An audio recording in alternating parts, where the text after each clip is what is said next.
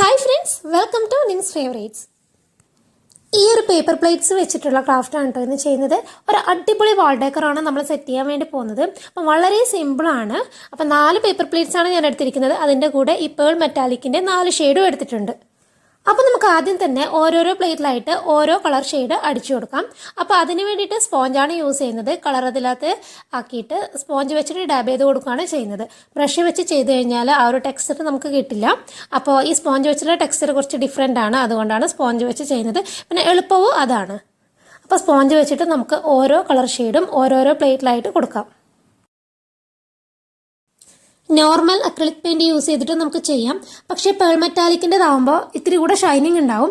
അതായിരിക്കും കുറച്ച് ഭംഗി കൂടുതലുണ്ടാവുക. അപ്പോൾ ഇത് നമുക്ക് ഒരു വാളിൽ ഇത് മാത്രമായിട്ട് നമുക്ക് സ്റ്റിക്ക് ചെയ്ത് വെക്കുകയാണെങ്കിൽ നല്ല ഭംഗി ഉണ്ടാവും കേട്ടോ കാണാൻ വേണ്ടിയിട്ട്. ഒരുപാട് വാൾ ഡെക്കേഴ്സിൻ്റെ കൂട്ടത്തിലല്ലാതെ ഒരു വാളിൽ ഇത് ഒരെണ്ണം മാത്രമായിട്ട് സെറ്റ് ചെയ്യുമ്പോഴാണ് കുറച്ചുകൂടി ഭംഗി ഉണ്ടാവുക. ഓക്കെ, അങ്ങനെ നമ്മൾ ഓരോ കളറായിട്ട് ചെയ്ത് കൊടുക്കുകയാണ്. അപ്പോൾ ഇത് കുറച്ച് ടൈം എടുക്കട്ടെ ഇത് ചെയ്യാൻ വേണ്ടിയിട്ട്, പക്ഷേ പെട്ടെന്ന് ഉണങ്ങി കിട്ടും. അപ്പോൾ നമ്മൾ ഗ്രീൻ കൊടുത്തു, ബ്ലൂ കൊടുത്തു.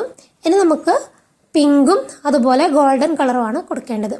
ഇതേ പിങ്കും കഴിഞ്ഞിട്ടുണ്ട്, ഗോൾഡനും കഴിഞ്ഞിട്ടുണ്ട്. അങ്ങനെ നമ്മൾ 4 ഷെയ്ഡും ചെയ്തെടുത്തിട്ടുണ്ട്. അപ്പോൾ വേണമെന്നുണ്ടെങ്കിൽ കുറച്ചധികമൊക്കെ നമുക്ക് ചെയ്യാം കേട്ടോ. അപ്പോൾ എനിക്ക് ഇത് മതി, അതുകൊണ്ടാണ് ഞാനിത് മാത്രം എടുത്തത്. ഓക്കെ, ഇനി ഞാൻ അതിനകത്തോട്ട് കുറച്ച് റൈറ്റിങ്സും കൂടെ ആഡ് ചെയ്യുന്നുണ്ട്.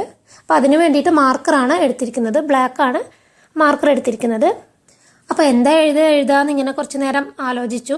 അപ്പോൾ കിട്ടിയത് വെൽക്കം അവർ സ്വീറ്റ് ഹോം എന്നാണ്. അപ്പോൾ മൊത്തത്തിൽ 4 ഉള്ളത് കൊണ്ട് അപ്പോൾ 4 വേർഡ്സ് വേണം.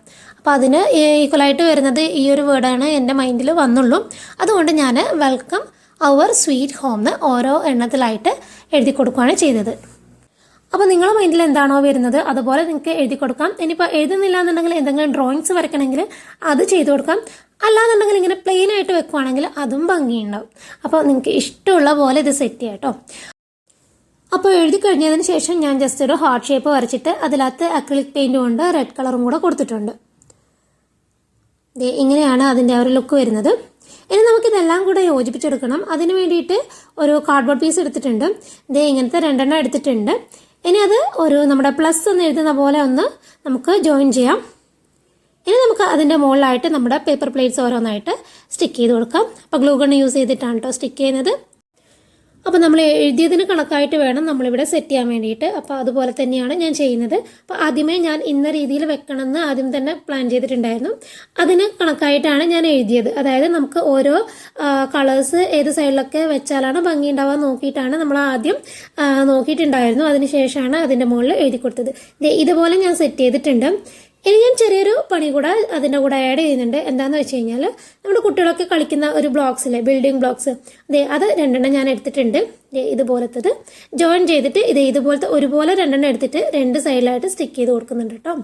ഇതെന്താണെന്ന് എനിക്ക് ലാസ്റ്റോട്ട് മനസ്സിലാവും. ഇതുപോലെ ഗ്ലൂ ഗൺ വെച്ചിട്ട് അതിൻ്റെ മുകളിൽ സ്റ്റിക്ക് ചെയ്യുന്നുണ്ട്. 2നും പേപ്പർ പ്ലേറ്റ്സിനും ഈ ഒരു ബ്ലോക്സിനും 2നും വെയിറ്റ് ഇല്ലാത്തതുകൊണ്ട് ഒരു കുഴപ്പമില്ല. ഇതാണ് നമ്മുടെ വാൾ ഡെക്കറിൻ്റെ ഫൈനൽ ലുക്ക്. എനിക്കേതായാലും ഭയങ്കര ഇഷ്ടമായി. നിങ്ങൾക്ക് ഇഷ്ടമായോ ഇല്ല എന്നൊക്കെ എന്തായാലും കമൻറ്റ് ചെയ്യും കേട്ടോ. ഇനി ഇത് വാളിൽ സ്റ്റിക്ക് ചെയ്തിട്ട് എങ്ങനെയുണ്ടെന്ന് നോക്കാം. ഞാൻ പറഞ്ഞതുപോലെ തന്നെ വാളിൽ വേറെ ഒന്നുമില്ല, പ്ലെയിൻ വാളിൽ ഇത് മാത്രമാണ് സ്റ്റിക്ക് ചെയ്തത്. അപ്പം നല്ല ഭംഗിയുണ്ടായിരുന്നു കാണാൻ വേണ്ടിയിട്ട്.